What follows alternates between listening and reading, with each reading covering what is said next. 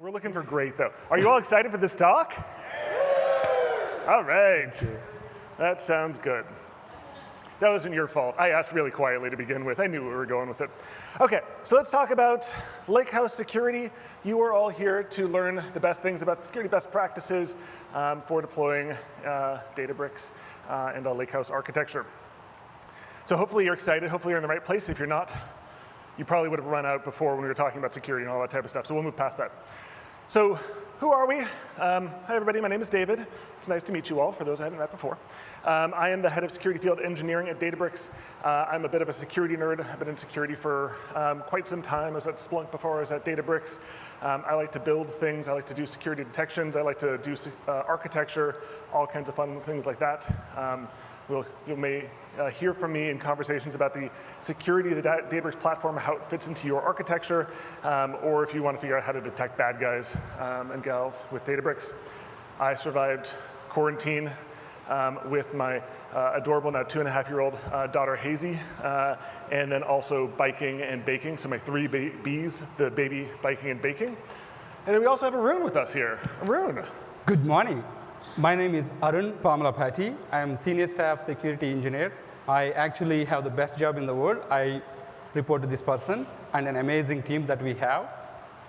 And so at work, I am friend of the field. So all those people who raise their hands on both sides, like whether you're working with security or you are security, we are the people who respond to you if you have any questions or questionnaires. So I am a builder, and I really like to collaborate with different people, both customer side and internally with our teams. I have a belief that 1 + 1 is never just 2. When 2 people collaborate, it has potential for infinity. So that's how I am at work. And I help with Databricks platform security. I also have innate passion for building security use cases. I also have, just like David, 3 Bs to survive the whole quarantine. Mine is beautiful, garden, a stretch. And I have backyard birds and beautiful family. So you are here you to beautiful twice. How did they really count that? I had 4 actually. Fair enough. All right. So we are here to not talk about ourselves. We are here to talk about Databricks Lakehouse security, right? Who are we to talk about this? Like, as David is, young-looking, but has tens of decades of years of experience in security, and he imparts all that knowledge to us. But that's not why we are here. At Databricks, we have implemented a lot of security features throughout our development and deployment process. And we work with thousands of customers, enabling their workspaces and making sure their workloads run there. But most importantly, at Databricks, we work with some of the security-sensitive customers, and we saw what good looks like, and we are here to tell all of that, right? So, right? I need to go. I also was screwing up with that constantly. Sorry, all good. We have 35 minutes or less because we started a minute early, so maybe, but we have 60+ slides. Who is excited about slides? Right? We have 17-page white paper to kind of share with you, and we have a tool that we are really passionate about, and we are going to announce that tool here. So we are going to go really fast, and we are going to take the questions outside. Okay? So this is what we are going to learn today, and we are going to start off with Databricks security architecture. David is going to cover that, and then top potential threat models that you should be aware of when you're working with Databricks. And also, I'm going to come back and walk through some of the best practices to address those threat models, right? And then we will be sharing with you one of the papers that is actually inspiration for this talk, a white paper that we are going to share with you, so that you can actually, when you go back, you can have time to go through each one of those things that we talk about and maybe check those boxes for yourself in your environment, right? And we are going to demo the workspace analysis tool so that you can get some help, all right? So before we go too far, and hopefully we won't be get kicked out of this room, so one thing we did was we put like the most important pieces on the slide. So this may be the slide that if you want to take a quick picture of.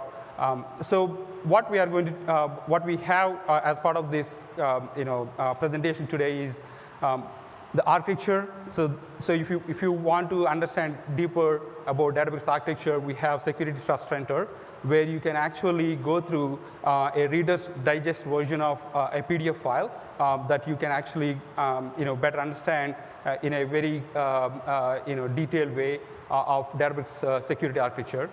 And then we have our Trust Center, where you can get into the details of how we actually see security at Databricks. Okay? So then if you are one of those people, or some of those people who raise their hand when we asked if you are in security, if you are responsible for compliance, right, we have the entire due diligence package available for you online. So you can actually download that package. And if you need to get some the documentation around SOC 2, Type 2 documentation, or like if you need to get our enterprise security guide, talk to your Databricks account team. We'll be able to share that with you. Okay? So at the same time, like as I mentioned, as part of our talk, there is going to be a white paper. So that white paper has all the descriptive, prescriptive documentation around security best practices. So you can download the document and actually go through that. And as I mentioned, like you can get through checkboxes there. And at the end, we are going to walk you through the analysis tool as part of the tool that you can use to help in and look at how you are doing against those checks that are there in the document. So we are actually going to announce and provide you a blog. But if you need to reach out to us, talk to your Databricks account team, we can provide you the tool and help you in your environment to see how you are doing with respect to these best practices. Okay? So without further ado, I'm going to hand it off to David Wolves. Fasten your seatbelts. He's going to go and introduce you to the Databricks architecture. So we're going to treat this almost as if we were having a meeting right now. Like, this is a security review. You're curious about like how Databricks works, how it fits in the architecture. So the way I start all of these meetings is I always give a quick 1-minute walkthrough of what is the Databricks architecture, because it's a great way to make sure we're all speaking the same thing. So if you're physically in the room with us, pretend that you're sitting comfortably at home looking at me on a Zoom. If you're watching on the recording, you're doing it exactly right. Well done. So let's talk about the Databricks architecture. High level Databricks architecture split into two different pieces. There's the control plane and the data plane. The control plane lives inside of our account. This is the multi-tenant infrastructure. The data plane typically lives inside of your account unless you're using our serverless capabilities. Easiest way to think about it is to look at an example. So let's suppose that we had a customer, we had a data engineer, and they were going to read some data out of Kinesis, ETL it, and write it out to a bucket in S3. The way they would do it is they would log in to our web application. They would be authenticated via single sign-on, whatever you want to configure. We'll talk about that, what that whatever is, not just whatever's, because that is the entire point of this talk, is to give you those security best practices. Nonetheless, they'll log in. They'll get what amounts to a big notepad interface. I'm a security person, not a data engineer, so all of you data engineers in the room, you're like, that's silly. But for security people, we're like, yeah, it's a big notepad interface. You type, eventually you have some good code, and you click run. You say, great. At which point, the Databricks cluster manager is going to launch some clusters, some servers. So in case of AWS, say we'll provision some EC2 instances inside of the data plane, typically inside of your account, using a cross-account IAM role that you'll establish for us. And then those servers will come online. They'll talk to the control plane. They say, who am I? The control plane will say, this is who you are. And then they'll get the code, and they'll start running it. So it'll go from read Kinesis from, it'll go read Kinesis from your account. It'll process that on this cluster running inside of your account. It'll write it out to an S3 bucket inside of your account, and then it'll report back those status updates to the control plane to see, here's what happened, here are the logs. You have an error message because you're missing a semicolon. I'm just kidding. Nobody uses semicolons anymore, right? OK, so nonetheless, that's the basic Databricks architecture. Let's go ahead and jump into what are the ways in which this can go awry. Because one of the most common things we come across from customers is this notion of, what do I as a customer need to be concerned about? Like, well, every customer has their standard things they look for, like, oh, do you have encryption? Yes, we have encryption. Like, OK, get past those standard things. Like, what are the things I really need to be concerned about? And those are the threats that we see most common. And so if you were a security team and you were asking me this question, I would say, Absolutely, I'm happy to help you. First off, it's a great question. Well done, you're a smart person.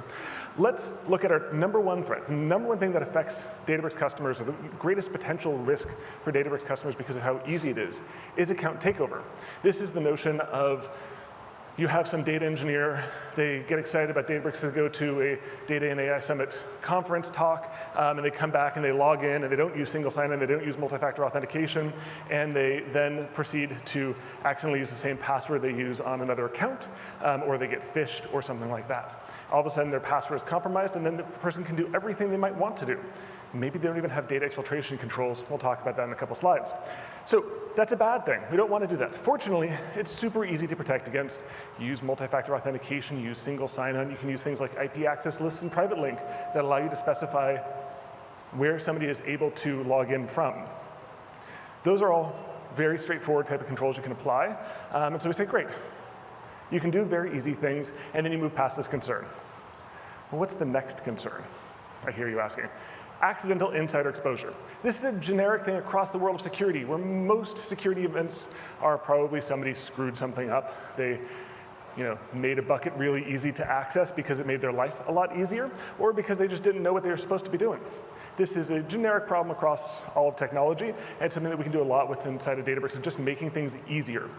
You can come in and apply guardrails for your folks. You can use cluster policies. You can back up your data so people can't accidentally go delete your data or delete your code or anything like that. They can also go in and use things like user isolation clusters, so any given person doesn't have access to too much stuff and can't do too many bad things accidentally. So a lot of kind of straightforward type of controls of basically just looking at what the people actually need and then building guardrails in place around it. Data exfiltration. This is the one that I care the most about because in my limited experience with Databricks, and by limited I mean 2.5 years of having constant security conversations, so limited in scare quotes there. This is the thing that a lot of Databricks customers don't do that I would rather they do, is having a firewall or proxy between their data plane hosts and the internet, so that they can't just send all of the information inside of the data plane out to the internet. This is super relevant for actual security incidents, like where you have a malicious outsider or something like that. It's useful for accidental insider exposure. We don't necessarily like to talk about the malicious insider. Very relevant for those use cases as well. But it's something you can provide pretty straightforward protections. It's a little bit more work because you have to get involved in the infrastructure side of like, what's a firewall, what's a proxy, how does it work, which is a little less cloudy. And that's the reason that we've got some really good resources like guides and Terraform templates and things like that that will just allow you to automatically deploy this. If your organization has security controls already in place, then you can integrate with those very easily as well. So those are our top 3. We've got the account takeover, the accidental insider exposure, the data exfiltration. There's 2 other ones that also come up. There's resource abuse, which is like crypto mining. We don't really get asked that question very much, but it feels nice to have a list of 5 different things, and so I added that one in there as well. And then we've got compromise of Databricks, which of course we at Databricks believe is a very low possibility in any given moment in time, but you can never remove the possibility that Databricks would be compromised. And if you're analyzing sensitive data, you may ask me questions about how do I know that Databricks is not compromised, or how can I protect myself in the event that Databricks does get compromised. So we can tell you all about the security controls we have in place and also things you can do to monitor for it. Those things are all in this white paper that we'll be talking about as well. So there's a lot of things there, and I kind of glossed over really quickly, like, what are the things you do? I talked mostly there about like what are the categories of the threats. I don't know, should we tell them what things they should actually do? Yeah. All right, let's do it. Let's talk about some security controls. Yeah, they braved all the way here, left their PJs, and they are actually in these beautiful dresses in person, so we have to give them something, so let's do it. All right, so what do security teams do, right? So I'm going to take this, now David presented the threat models and some of the best practices. So I'm going to take it from the perspective of what you can actually start doing as a security person or a data product person in your organization, and look from like in each one of those best practices how and what they are going to address, right? So as a security person, you want to have securely authenticate your users, right? So Databricks has this notion of when you deploy your Databricks workspace, you will be able to natively create in that workspace itself your users. You invite a user, you may be familiar with that, and then the user can come in and actually set up their password, and then they can go about their business. But that's not the best practice for you to approach user authentication, right? So as part of the process, what you can do is you can actually set up your single sign-on. As we integrate with, if you have like SAML 2.0 or SCIM as part of like an SCIM in your IDP, we natively integrate with those products, right? So we have documentation on the major ones, but as long as you're compatible with these API patterns, you should be able to integrate there. So that's the recommendation to have authenticating with single sign-on, and this is how you do it, as you see, by using the capabilities that we provide. And in the corner, I don't know left or right, in the corner you can see what threat model it addresses, right? So as I go through these slides, you will see this pattern. So recommendation, how, and why. Right? So if you have any of these concerns, the documentation, the white page we are talking about, you just pull that and make sure you're addressing that why by going back and using the recommendation, and then how in the middle, right? So that's the pattern that we're going to follow. So while you're at it, when you do the single sign-on, of course, it makes sense to do the multi-factor authentication, right? So that can take it to another level of security, and actually you can even enable with the UB keys and all of that. Okay? So this gives you a lot of flexibility. Say in your organization, if one of the employee needs to be temporarily disabled, it gives you a control at external to Databricks, so that you do not need to go inside Databricks and remove them and delete all their assets and all of that. That doesn't make sense. Instead, simply you can go to your directory and disable there, and then you have the control of provide limiting their access temporarily or permanently if they leave, right? And with SCIM, what happens is it syncs very well with Databricks role-based access controls. We have in Databricks a lot of artifacts. Those artifacts you may be familiar with. If not, you're going to be very familiar with those as you start using Databricks. At each one of those artifacts, like jobs and notebooks and data products that you have, clusters and all of that, they have ACLs.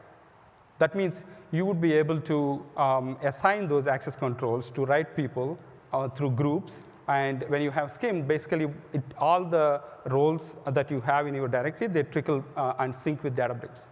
So you can manage from directory, and all of those sync here. So that way you have better, you have the control on which users and groups are getting assigned to what data and what compute and other assets that are out there. With that, you are going to address that why at in the corner. In addition to account takeover, you are going to also address that accidental insider exposure, right? So that's one of the major concerns out there, where when you're talking about your data as your main asset, you don't want to assign somebody who is from a different department access to something like HR data or something like that.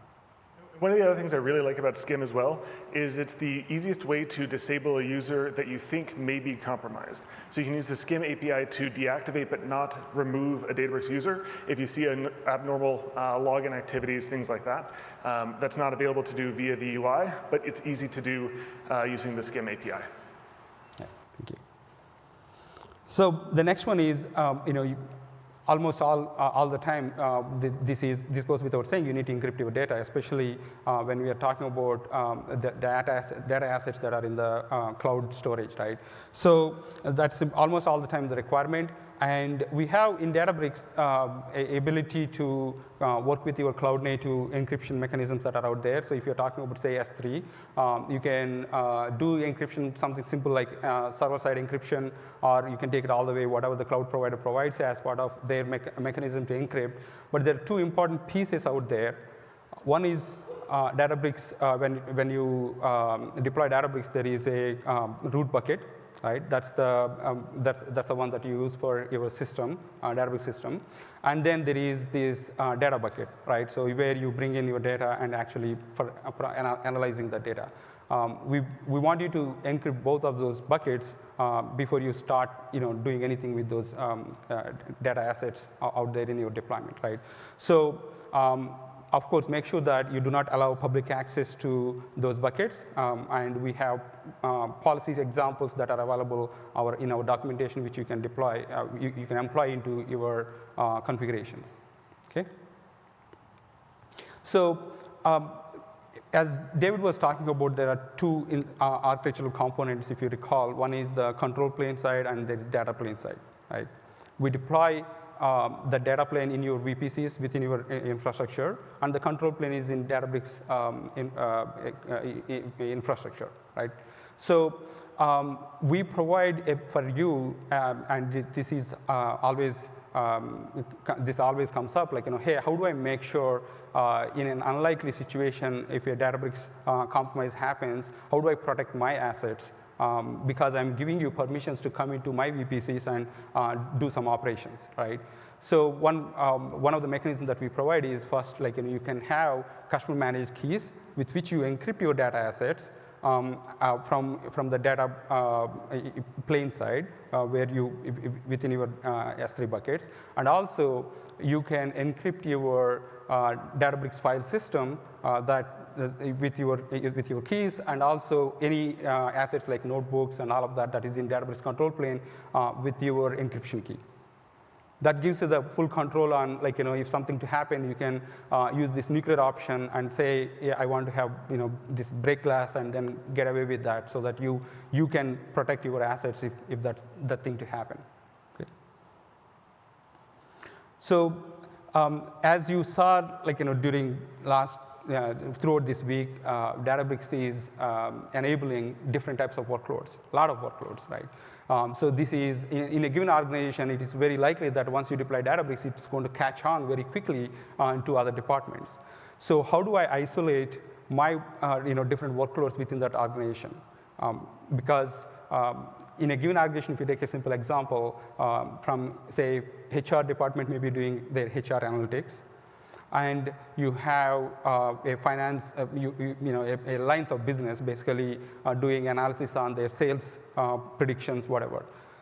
In these two workload scenarios, it's unlikely that these two different departments want to collaborate on at any level, like sharing the data or sharing the code or anything, right? So in those situations, Databricks gives you a very flexible scenario where you cleanly separate by deploying two different workspaces. It's very easy. You can deploy these, right?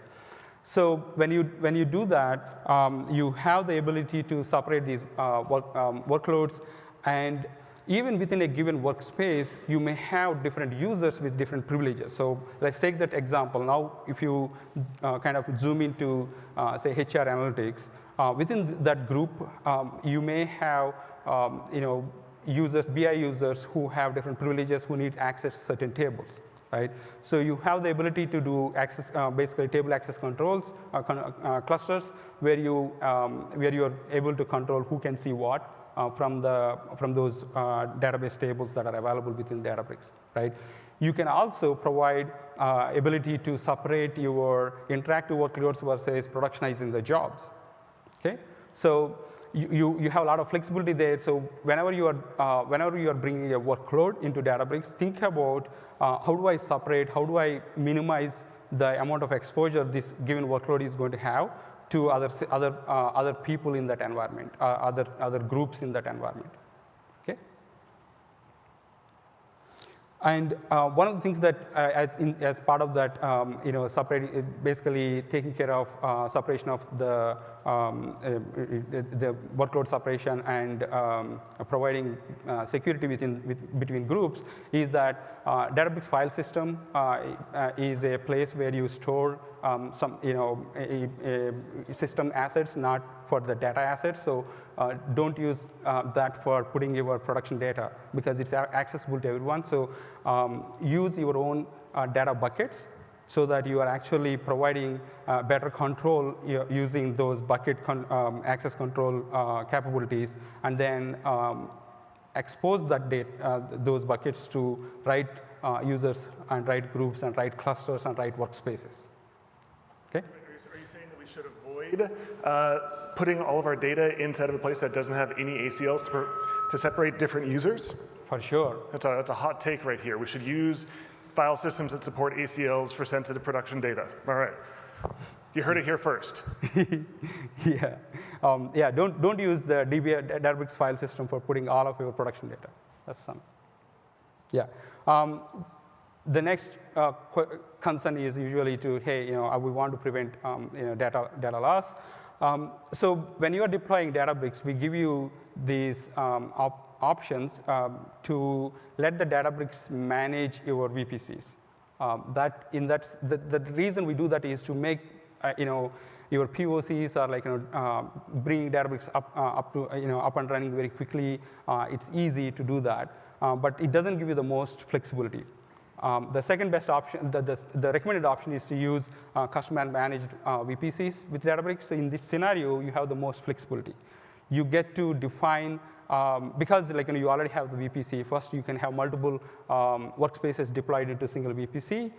That's just operationally much easier, but from the security perspective, you have the ability to control what level of permissions you are giving to Databricks when we deploy those clusters in your environment, right? And also, you can use the network fabric that you already built within your infrastructure to how much traffic you want to allow from Databricks to externally, using your proxies and firewalls. Okay. All right.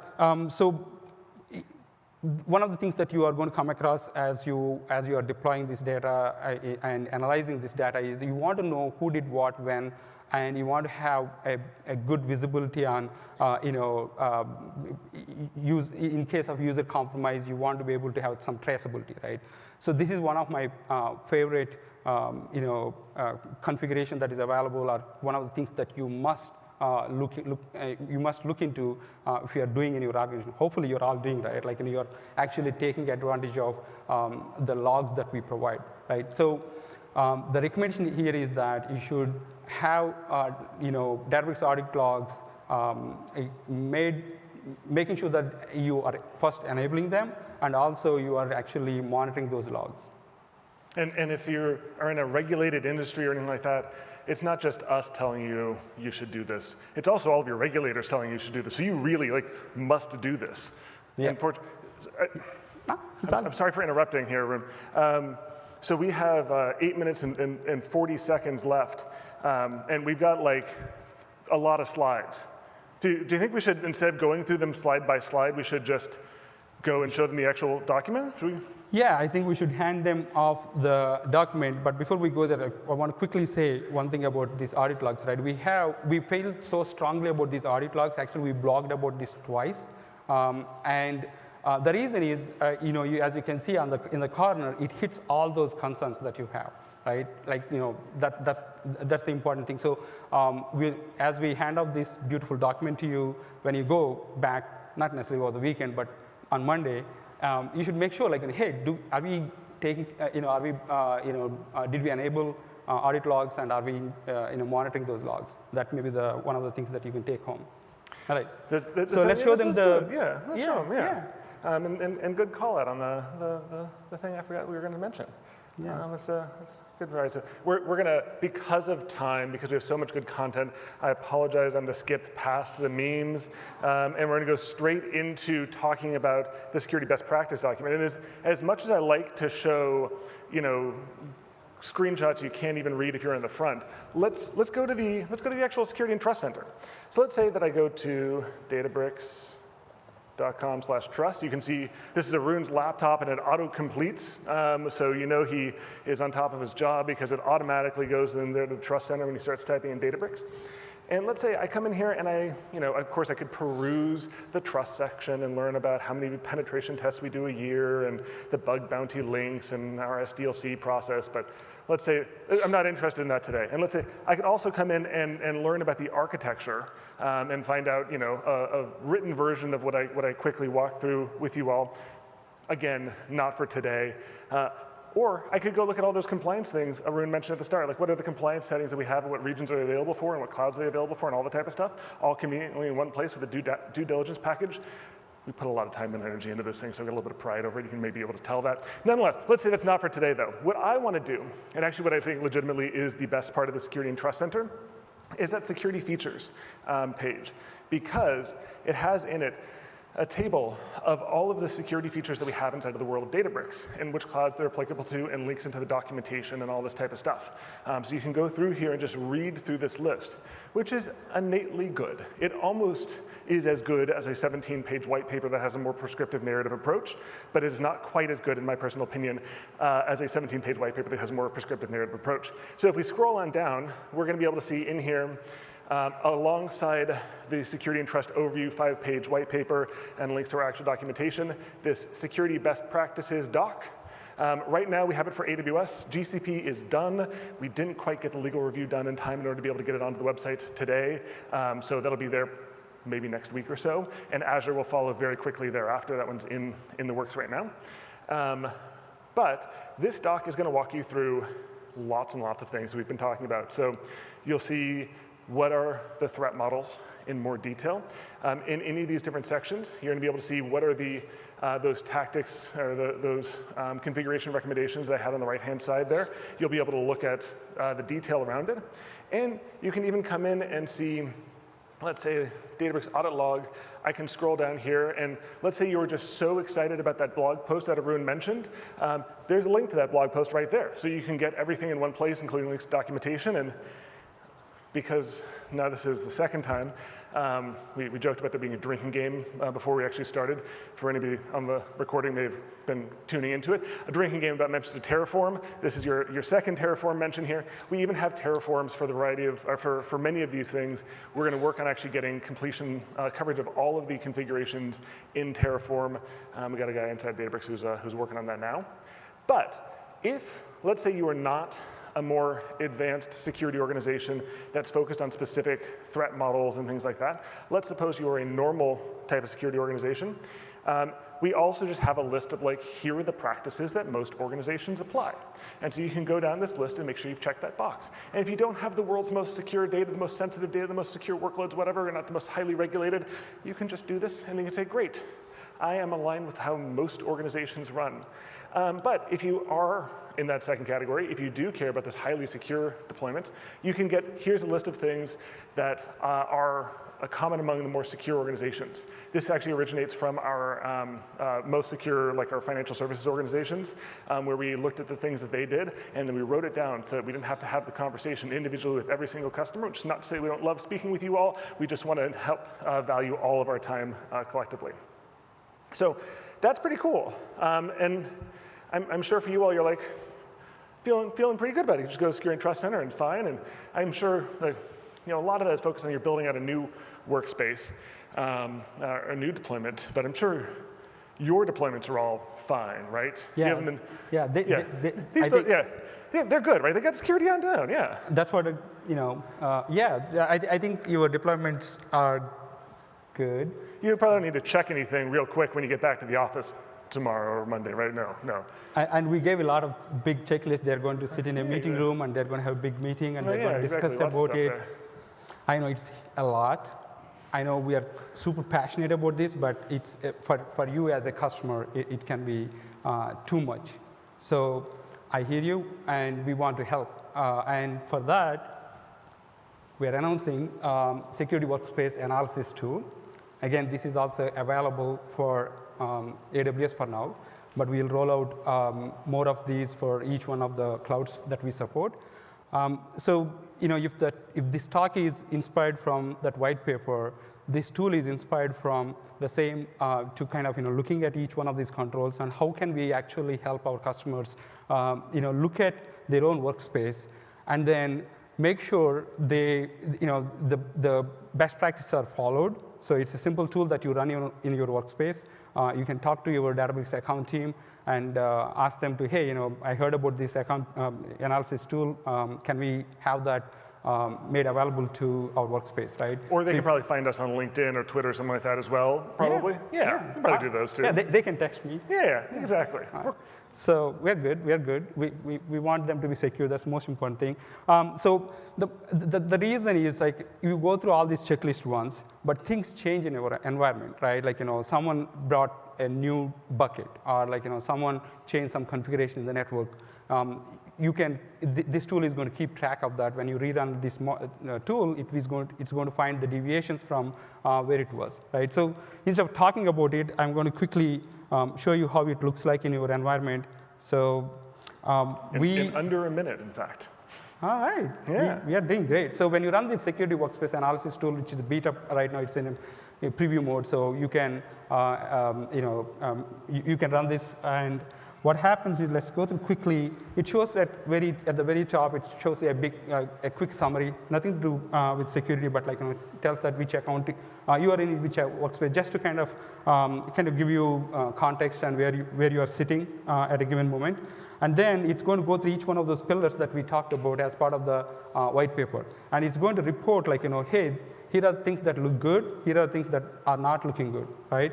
So we're going to quickly go to something that I am, as I mentioned, I'm super concerned about, which is basically in this workspace after, telling all the things that, hey, you need to have these logs. This particular workspace doesn't have workspace, logs enabled. So when you have that, we not only tell you what the issue is, but you can actually tell now as a owner of this data product, tell, hey, here is the documentation. This is what we need to do to your infrastructure team and security team, so that they have a bit of context about what you're talking about, right? Yeah. So quick recap, because we're already a few seconds over. They plague us with this timer here, so we actually notice our failings as we're going through. You all, hopefully, you all got a screenshot of, or a photo of it. I saw you all taking out your cameras. So you all have a photo of the TLDR here. I'm also going to return the favor by taking a quick photo of you all, because I want to prove to my boss that we were here. So I think that is our core content. So thank you all very much. Thank you. One real quick thing. Can I get a big go security from everybody? Go security. Woo! Thank you.